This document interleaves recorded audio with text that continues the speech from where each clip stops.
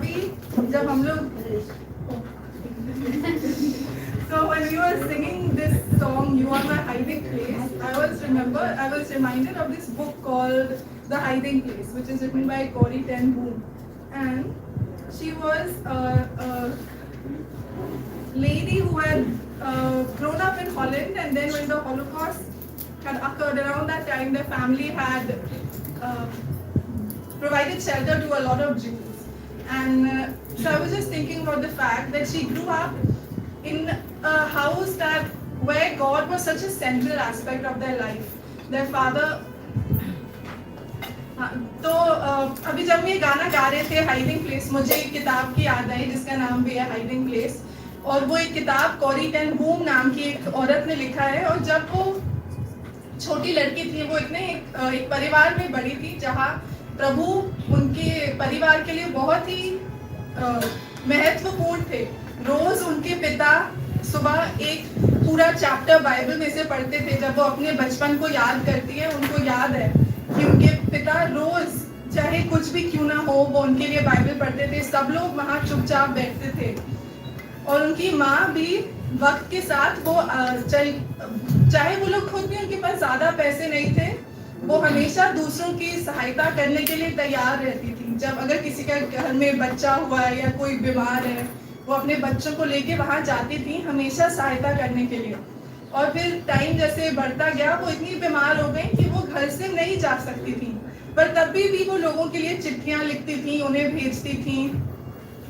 और वो अपने पिता के बारे में भी शेयर करती है कि एक बार वो अपने पिता से पूछ रही थी, उसने फिजिकल इंटीमेसी के बारे में सुना था, तो वो अपने पिता से जानना चाहती थी कि ये क्या चीज है। तो फिर उसके पिता ने ये कहा। So once when Corrie ten Boom was a little girl, she had heard about physical intimacy and she was asking her dad about it. She didn't know what it was, and this is what he had said. He said, "Corrie, when you and I go to Amsterdam, when do I give you the ticket?" "Just before we get on the train," she replied. No, actually this was about asking, when she was asking about persecution. Exactly, and a wise father in heaven knows when you are going to need answers too. Don't carry questions and burdens you are not ready for. When the time comes, you will have the strength and understanding you need. I would be a poor father if I gave you a burden to carry that you were not ready to bear. So when she's asking her father to tell her about intimacy, this is what he says, that I would be a poor father if I give you a burden to carry that you were not yet ready to bear. तो वो उसके पिता उससे कहते हैं कि मैं एक अच्छा बाप नहीं होऊंगा अगर मैं तुमको ऐसा सामान दूं कैरी करने के लिए जिसके लिए तुम अभी तैयार नहीं हो। And I was just thinking about us as modern day parents, like how much do we think and about our children's lives, and how many of our words are there that they're going to carry. Like it shows that her father was really thinking. तो हम देखते हैं उसके पिता सोच रहे थे। आज जब हम अपने बच्चों को फोन दे देते हैं, हम छोटे बच्चों को फोन दे रहे हैं, उसमें क्या पता वो क्या देखेंगे। Like when you give your little child a phone, there's no knowing what they may see. Yet this father here did not even tell her about what is intimacy. But when we give phones to our kids, we are giving them access to so much. Just to think about, how are we living as parents. So today, before I start, I want to ask any volunteers, I just have a question. I want to know, what are your top 3 goals in life?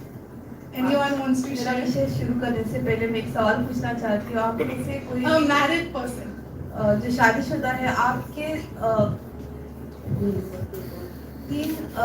जीवन के 3 सबसे गोल जो आप पाना चाहते हो वो क्या है?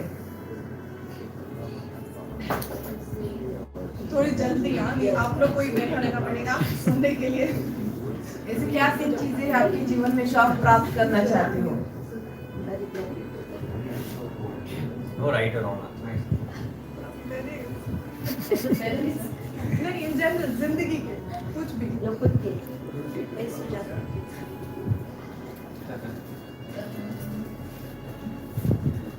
Leave a legacy behind, being a good person.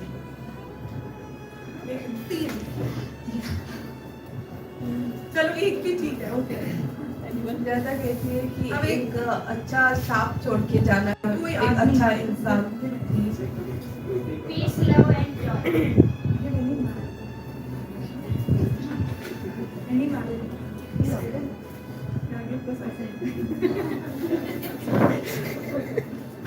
My 3 goals would be getting fit and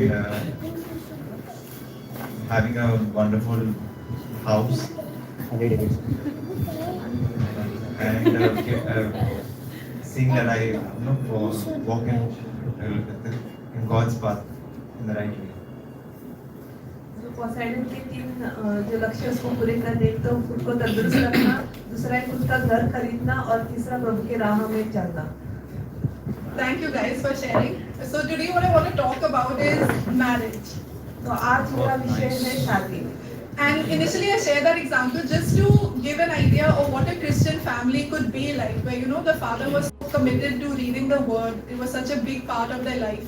Even when persecution started, he never gave up on that. And how the mother was so devoted to taking care of her family and others outside the family as well. जो मैंने उदाहरण दिया वो ये बताता कि क्रिस्ती परिवार कैसा होता है, जो उसमें पिता था वो किस तरह से हर रोज वचन पढ़ता था अपने परिवार के साथ, अपने बच्चों के सामने, ताकि वो प्रभु की राह में चले। और जिस तरह से उसकी जो बीबी थी वो भी अपना पूरा उसने जीवन दे दिया था कि अपने बच्चों को भी सही राह पे चलाए, प्रभु की राह पे चलाए और दूसरों की सहायता करें। हाँ, so if you think about sharing the gospel, what do you think is one of the best means to share the gospel? Now you know what I'm talking about, but still, what do you think? अगर आपको सुसमाचार किसी को सुनाना है तो आपको क्या लगता है कि कौन सा सही तरीका होगा किसी को सुसमाचार कुछ सुनाने का? तरीके।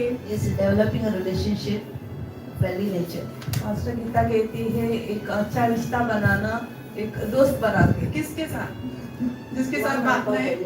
हाँ, ओके, तो सोचिए आपका, okay, imagine you do have a friendly nature and you develop a relationship and you share the gospel with someone and they are so curious about God and then you invite them over.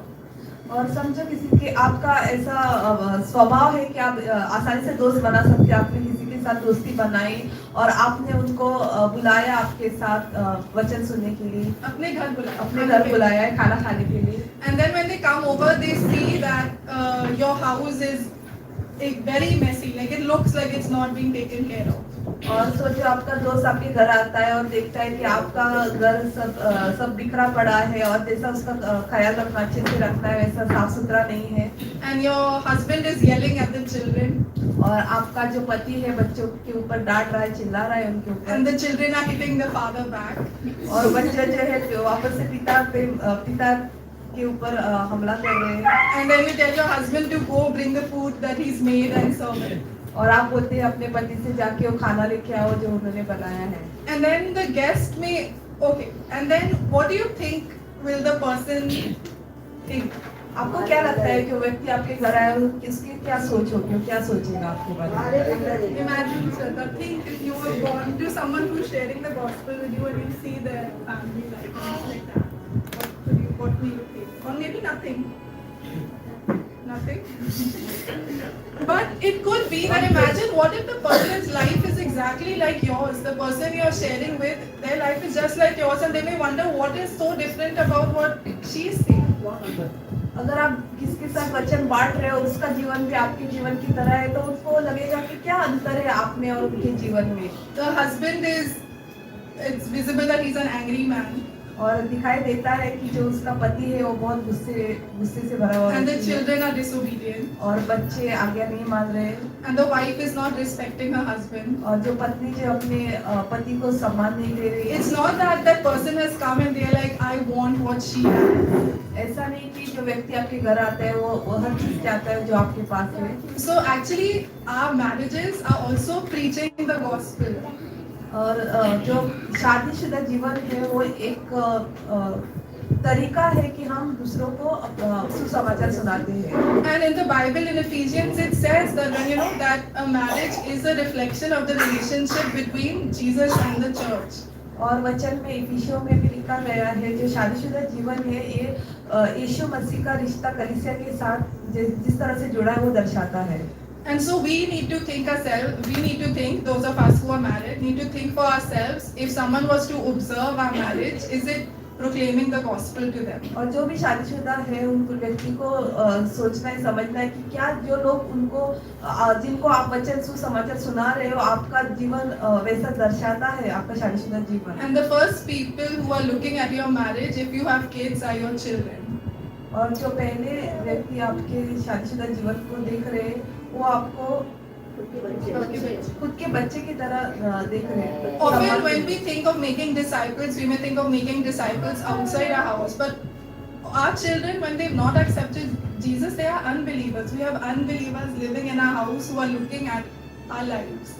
जब भी हम शिष्य बनाते हैं, हम बाहर के लोगों को सुसमाचार सुनाते हैं, हम उनको शिष्य बनाते हैं, प्रभु के मार्ग पे चलाते हैं, पर क्या खुद के बच्चे अगर वो यीशु में विश्वास नहीं कर रहे तो इसका क्या अर्थ है? इसका मतलब ये कि हम अपने खुद के बच्चे को मसीह में नहीं ला पाए, उनको प्रभु के बारे में नहीं सिखा पाए, पर हम दूसरों को सिखाते हैं. So when they look at your lives, are they seeing the gospel lived out, or are they only hearing you say good things but not live it out? तो क्या जिसको आप वचन सुना रहे हो, आपके जीवन को देख रहे हैं, या सिर्फ आप जो उनको सुसमाचार सुना रहे हो उसको सुन ही रहे हैं, पर वो आपके जीवन के द्वारा उनको नहीं दिख रहा है? Would you want your children to grow up and have a marriage just like yours?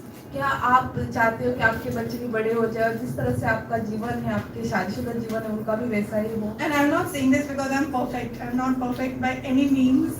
और मैं ये नहीं कह रही हूँ क्योंकि मैं सिद्ध हूँ, मैं किसी भी रीति से सिद्ध नहीं हूँ. But because God is convicting me to really live according to what Scripture says what marriage is. पर प्रभु मुझे सिखा रहा है कि किस तरह से मुझे जो वचन कहता है शादीशुदा जीवन कैसा है उसको जीने की. Because marriage is not what the movies tell us what it should be like. और शादीशुदा जीवन ये नहीं है जो हमें फिल्मों में दिखता है कि किस तरह से It's होता not है. just running in the snow and singing songs and going for vacation and things like that. Or running away from home. It's not like that. शादीशुदा जीवन यही नहीं है कि हम घर से भाग जाते हैं या किसी पहाड़ों में गाने गा रहे जाते हैं, हैं. सब नहीं है शादी.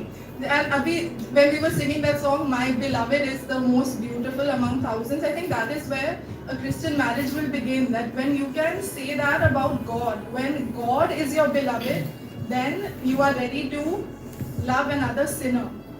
जब प्रभु हमारा प्रिय बनता है तभी हमारा दिल तैयार होता है कि हम दूसरे पापी से भी वैसे ही प्रेम कर सकते But हैं. if you are thinking that your beloved will be your spouse, you are going to be disappointed.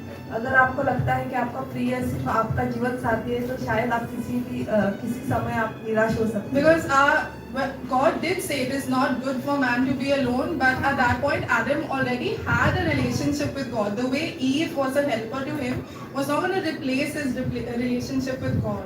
जब प्रभु ने आदम से कहा कि आप अकेले नहीं होंगे, आपको मैं एक साथीदार बनाऊंगा, तब प्रभु का रिश्ता परमेश्वर के साथ उससे पहले जुड़ा हुआ था.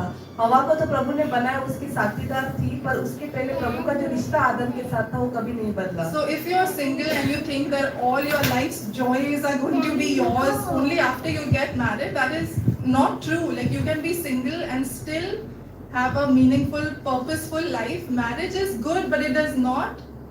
It's not that is the ultimate love you will ever experience. Because imagine if someone said, okay, the girl who is waiting to marry Vivek said, Vivek is going to fill all my deepest desires. There's so much pressure.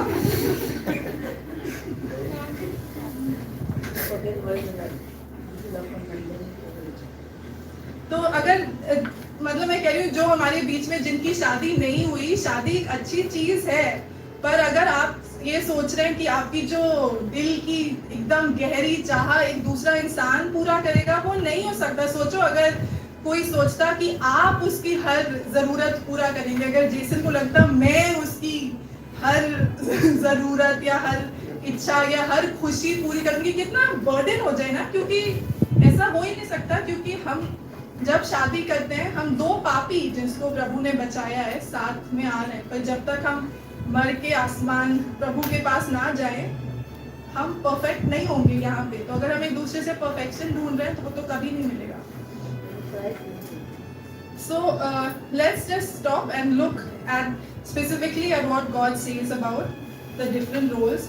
Could someone read for me Ephesians chapter 5 verse 21 to Ephesians chapter 6 verse 3? हम इफिसियों chapter 5:21 पढ़ेंगे। 2:6-3.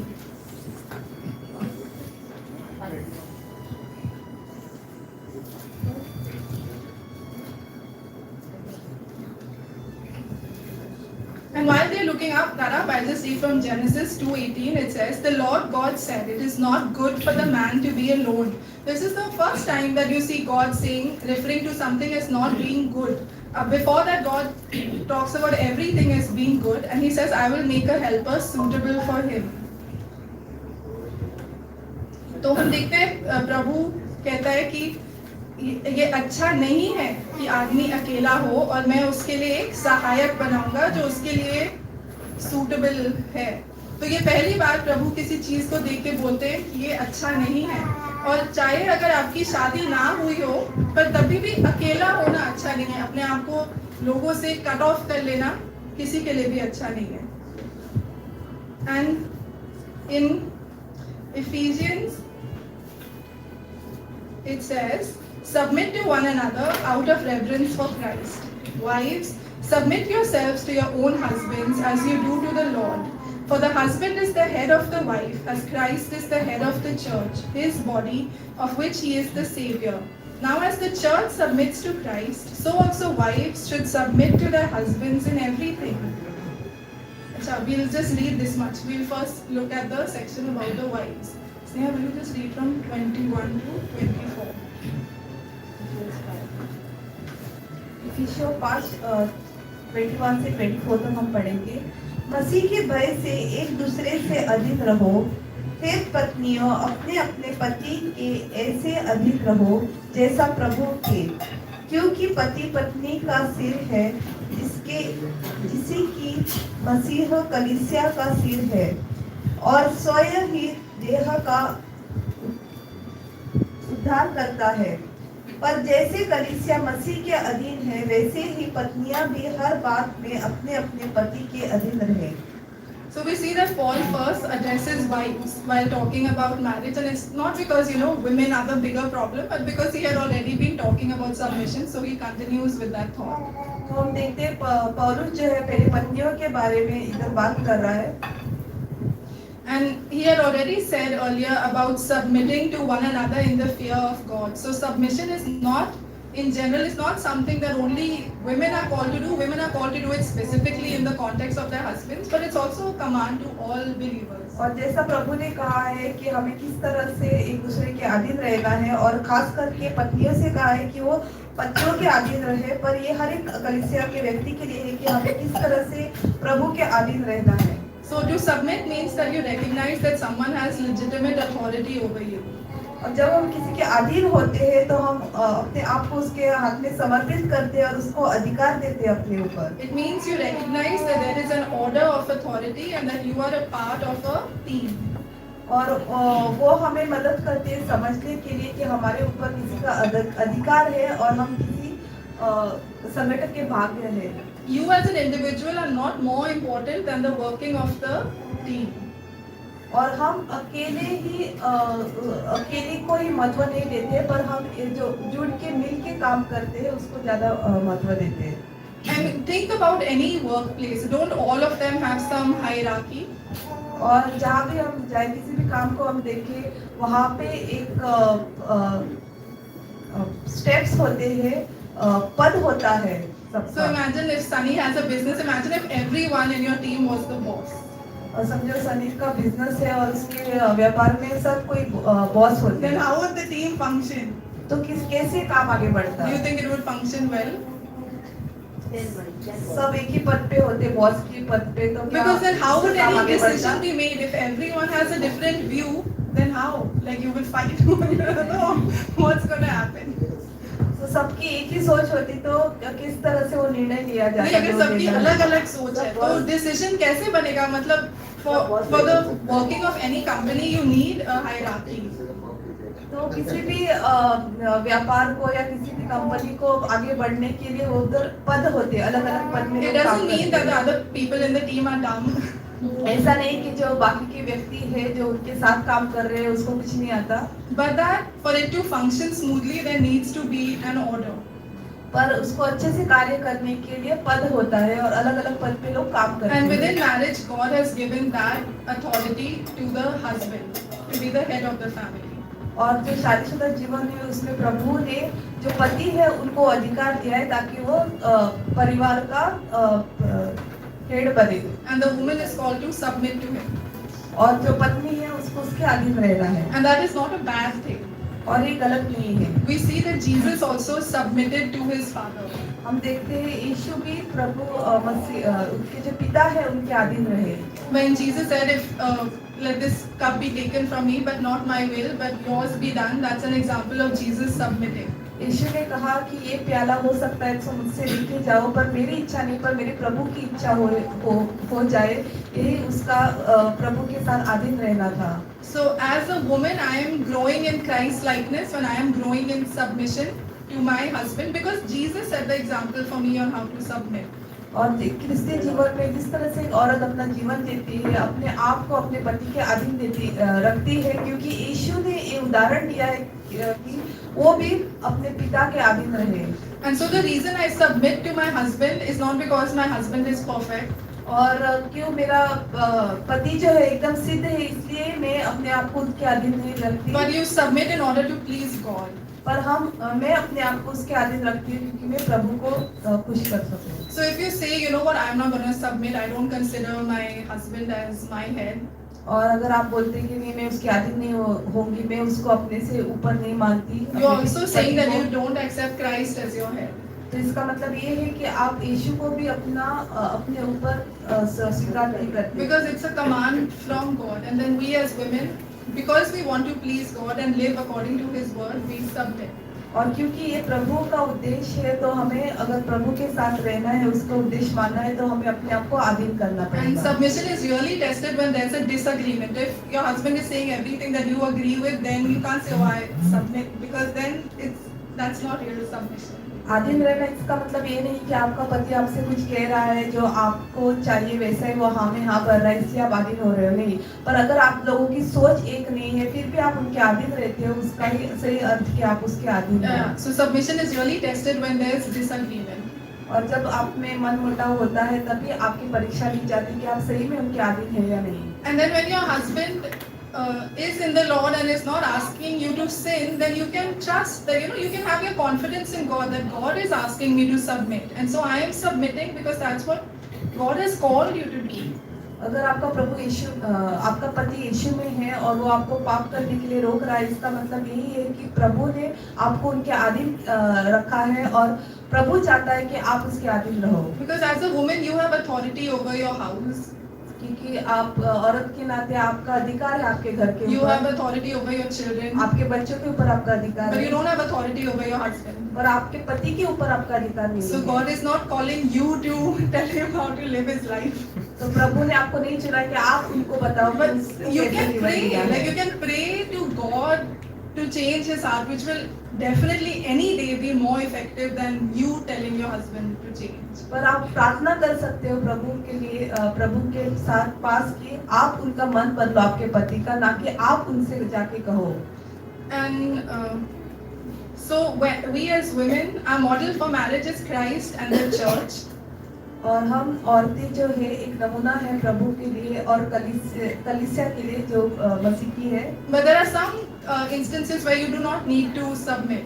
और बहुत सी जगह पे ऐसा होता है कि आपको अधीन नहीं रहना If पड़ता। your husband is asking you to sin, you don't need to submit to him, because your first obedience is to God. अगर आपका पति आपको पाप करने के लिए बोलता है तो आपको जरूरत नहीं कि आप उसके अधीन हो जाओ, क्योंकि आप पहले प्रभु के अधीन हैं। Even if your husband is in adultery, you do not need to submit to him, because the Bible says that is grounds, legitimate grounds to, because your husband has already broken the covenant, you do not have to stay in that relationship. अगर आपका पति व्यभिचारी में है तो ये नहीं है कि आप उसके फिर भी अधीन रहो, क्योंकि वचन कहता है कि उसने जो आपका करार था उसको तोड़ दिया है, तो आपको हक नहीं बनता कि आप उसके अधीन में रहो। But I mean, if a wife wants to continue in that relationship anyway, if she feels convicted that she needs to, but we as fellow believers, we don't need to force someone to remain in a marriage where there is adultery. And then the other thing is, if you are being physically abused and your life is in danger, your kids' lives are in danger, you don't have to continue to be there saying this is submission. पर किसी भी औरत को अगर उसका पति मारता है, उसके बच्चों को सताता है, तो इसका मतलब ये नहीं कि जैसे वचन में कहा है आपको पति के अधीन रहना, तो आपको फिर भी उसके अधीन रहना है, पर ये आपकी इच्छा है कि आप क्या करना चाहते हो। And then the other thing is for those of women who are single, like you know that this is God's command for you that you be submissive to your husband. So choose a man, like when you're choosing a husband, don't just say okay who is very rich and who is very handsome, but also find someone who you know is walking with the Lord. No one is perfect, but the walk with the Lord should be there, and you should be able to respect that man. और अगर आपको आप लड़का देख रहे हो तो आपको ऐसा व्यक्ति देखना है जो भी पैसों में अमीर है या खूबसूरत दिखता है, वो नहीं, पर जो प्रभु के वचन में चल रहा है वैसा व्यक्ति आपको देखना है, ताकि आप उसके अधीन रहो। And okay, let's talk about husbands. तो अभी हम पति के बारे में बात करेंगे। So we'll continue reading from Ephesians. And it says, okay, husbands, love your wives just as Christ loved the church and gave himself up for her to make her holy, cleansing her by the washing with water through the word, and to present her to himself as a radiant church without stain or wrinkle or any other blemish, but holy and blameless. In this same way, husbands ought to love their wives as their own bodies. He who loves his wife loves himself. After all, no one ever hated their own body, but they feed and care for their body, just as Christ does the church. For we are members of his body. For this reason, a man will leave his father and mother and be united to his wife, and the two will become one flesh. This is a profound mystery, but I am talking about Christ and the church. However, each one of you also must love his wife as he loves himself, and the wife must respect her husband. आगे हम इफिसियों 5:25 से पढ़ेंगे। हे पतियों, अपने अपनी पत्नी से प्रेम रखो, जैसा मसीह ने भी कलीसिया से प्रेम करके अपने आप को उसके लिए दे दिया, कि उसको वचन के द्वारा जल के स्थान से शुद्ध करके पवित्र बनाए, और उनके एक ऐसी तेजस्वी कलीसिया बनाकर अपने पास खड़ा करे, जिसमें न कलंक, न झुर्री, न कोई और जैसी वस्तुएं हो, परंतु पवित्र और निर्दोष हो। इसी प्रकार उचित है कि पति अपने अपनी पति से अपने देह के समान प्रेम रखे। जो अपनी पत्नी से प्रेम रखता है वह अपने आप से प्रेम रखता है, क्योंकि किसी ने कभी अपने शरीर से बैर नहीं रखा, वरन उसका पालन पोषण करता है, जैसा मसीह की कलीसिया के साथ करता है, इसलिए कि हम उसकी देह के अंग हैं। इस कारण मनुष्य अपने माता पिता को छोड़कर अपनी पत्नी से मिला रहेगा, और वे दोनों एक तन होंगे। वह वेद तो बड़ा है, पर मैं यह मसीह और कलीसिया के विषय में कहता हूँ। पर तुम में से हर एक अपनी पत्नी से अपने समान प्रेम रखो, और पत्नी भी पति का भय मानो। So here it says, husbands, love your wives just as Christ loved the church and gave himself up for her. So Jesus' attitude towards the church is a pattern for the Christian husband's love to his wife. और जैसा यीशु ने अपने आप को कलीसिया के लिए दे दिया, वो यीशु मसीह दर्शाता है कि किस तरह से पत्नी को भी अपने पत्नी के लिए जीना है। And it is such a high call. I mean, to me it almost seems even like harder than what the instruction is for women. जो भी वचन कहता है वो इतना आसान नहीं है, पर बहुत कठिन है उसको निभाना। And but the only way I think it can be done is if a man is connected to God very intimately and on a daily basis. पर अगर जो पति है वो प्रभु से जुड़ा हुआ है, अपने रोज की जिंदगी में प्रभु से जुड़ा है, समय बिताता है, तो उसके लिए आसान हो सकता And है। it's the same for wives also. और वो पत्नी के लिए भी है। But because if you're not experiencing God's love, then you cannot pass it on. Like you will not be able to fulfill the command if you're not living in God's love daily yourself.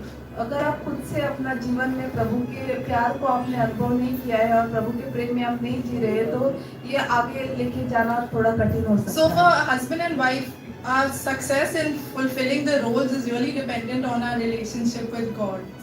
और पति पत्नी का जो रिश्ता है उसको सफलता से लेके जाना, आपका रिश्ता किस तरह से प्रभु के साथ जुड़ा है उसके ऊपर निर्भर रहता And so है। God does not want Christian marriages to be loveless, और प्रभु नहीं चाहता कि क्रिस्ती जो शादीशुदा जीवन है उसमें प्यार कम हो, because God Himself showed His love for us by dying on the cross. And if that is the model for men, He's saying, love your wife. So love should be the hallmark of Christian marriages. क्योंकि प्रभु ने अपने आप को क्रूस पे दे दिया और अपना प्यार हमारे ऊपर दर्शाया, तो हमारा शादीशुदा जीवन जो क्रिस्ती लोगों का है वो भी ऐसा होना चाहिए कि उसमें कुछ प्यार कम ना हो और प्रभु का प्यार हमारे अंदर है। And so the word for love which God is using over, which Paul is using over here, is this word agape. So it's an unconditional love. और पौलुस ने जो प्यार का शब्द इस्तेमाल किया है वो अगापे प्यार है, यानी कि उसकी कुछ सीमा नहीं है। So you are not loving because you want something in return, आप किसी से प्रेम नहीं करते उससे कुछ अपेक्षा रख के कि आपको कुछ मिलेगा, but you are loving anyway. पर आप बिना अपेक्षा के बिना किसी सीमा से आप प्यार Even if करते your हो। wife rejects you, you are loving anyway. आपकी पत्नी अगर आपको ठुकराए भी फिर भी आप उससे प्यार This is not करते what हो। I am saying. This is the meaning of the word. ये मैं नहीं कह रही, उसका शब्द नहीं है, पर जो अर्थ है इस शब्द का वो बता रही है। And that's how it can be a reflection of the gospel, right? If we are just loving the way all humans can love, then our marriages are not going to stand out as being unique. अगर बाकी के लोग जिस तरह से एक दूसरे से प्यार करते हैं, हम भी क्रिस्ती जीवन में भी ऐसा ही शादीशुदा जीवन में प्रेम रखें, तो हम उनसे कुछ अलग नहीं हो सकते। But that's why our marriages are called to be a depiction of the gospel, because they stand out by just like people's minds will be baffled, like, you know, how can he, ideally it should not be so bad, but like how can he be so loving in spite of everything, or how can she submit in spite of everything? पर क्रिस्ती लोगों का शादीशुदा जीवन एक सुसमाचार को दर्शाता है, ताकि लोग कहें कि हाँ, इतना परिस्थिति होगी, इतना बुरा उनका होके भी वो किस तरह से एक दूसरे से अभी भी प्यार कर सकते हैं। But एक if दूसरे के साथ both are Christians, it should not be like that. You know, if both of us are saying we are followers of Jesus, then it should not be like, you know, his wife. Look at his wife, but he is such a good husband. Or like, look at her husband, but she is such a good wife. If we are saying that both of us are in God, then we need to be working towards living a marriage according to God's design. अगर पति पत्नी दोनों प्रभु में भी है तो ऐसा नहीं होना चाहिए लोग देख के बोले हाँ, इसका पति कितना प्यार करता है, समझता है, या पत्नी ऐसा करती है। पर नहीं, क्योंकि दोनों प्रभु में है तो दोनों को एक साथ चलना है, उसी तरह से प्यार दिखाना है। लोगों को भी वो देखना है कि हाँ, इनकी शादीशुदा जीवन में अंतर है बाकी के लोगों से। And he who loves his wife loves himself. और जो भी अपने पति से पत्नी से प्रेम करता है वो खुद से भी उतना ही प्रेम करता है। Another thing to keep in mind is when you make decisions, you don't forget that you have a wife, because now you are joined. So from that point forward, from the point of marriage forward, whenever you make decisions, you remember I have a wife and make decisions based on what's best for both of you. जब भी कोई पति निर्णय लेता है तो उसको ध्यान में रखना चाहिए कि अभी वो अकेला नहीं है, पर उसकी पत्नी भी उसके साथ है, और जो भी निर्णय लेता है उसको पति की भी उसमें शामिलता होनी चाहिए। And because unity is a big part of marriage, we are no longer two but one, and so we need to consider one another's interests. और जब कोई शादी करता है तो उनका दोनों का सहमति मायने रखती है, क्योंकि वो दोनों अलग अलग नहीं पर एक व्यक्ति हो जाते And the हैं। relationship between a husband and wife is the primary relationship in a family. और जो परिवार में पति पत्नी के बीच में रिश्ता है वो सबसे महत्वपूर्ण रिश्ता है। And not their relationship with their kids, but their relationship with each other comes first. पति पत्नी का रिश्ता अपने बच्चे के साथ नहीं, पर उनके आपस का रिश्ता पहला स्थान पे Because होता है। that is the permanent relationship. You are raising your children to someday leave your house and have their own families, but your husband and you are in a permanent relationship. और आप अपने बच्चों को तो आगे बढ़ा रहे हो, उनकी परवरिश कर रहे हो ताकि वो किसी दिन अपने खुद का परिवार बनाए, पर इसलिए बहुत महत्वपूर्ण है आप दोनों का पति पत्नी का रिश्ता मजबूत होना चाहिए। But many people violate this principle and make their life all about their kids. और बहुत सारे लोग क्या करते हैं, ऐसा नहीं सोचते और अपना जीवन पूरा अपने बच्चों की परवरिश में बिता देते हैं। And so, in case if today you're feeling convicted that I am not living up to what the Bible calls me to do, the good thing is that God forgives us when we repent and helps us. It is His desire for godly marriages to be in the church. अगर आपको ऐसा लग रहा है कि हाँ मैं अपने जीवन में चूक चुका हूँ और जो मुझे वचन के द्वारा करना था, मेरा शादीशुदा जीवन जैसा रखना था, मैंने नहीं रखा है। प्रभु हमारा दयालु प्रभु है और वो चाहता है कि आप पश्चाताप करो और वापस से उसके पास आओ और वो आपके लिए राह बनाएगा। And then you will only be as good parents as it's as good as the relationship between you and your spouse. So if your marriage is in trouble, there's no way you're going to be able to parent the way God wants you to. अगर आप अपने पति पत्नी के साथ आपका रिश्ता ही सही नहीं है तो आप बच्चों के लिए भी एक अच्छा उदाहरण नहीं बन सकते जिस तरह से प्रभु आपसे चाहता है। And I'll just read a passage from Titus 2 and then we will wind up soon. It says, likewise, teach the older women to be reverent in the way they live, not to be slanderers or addicted to much wine, but to teach what is good.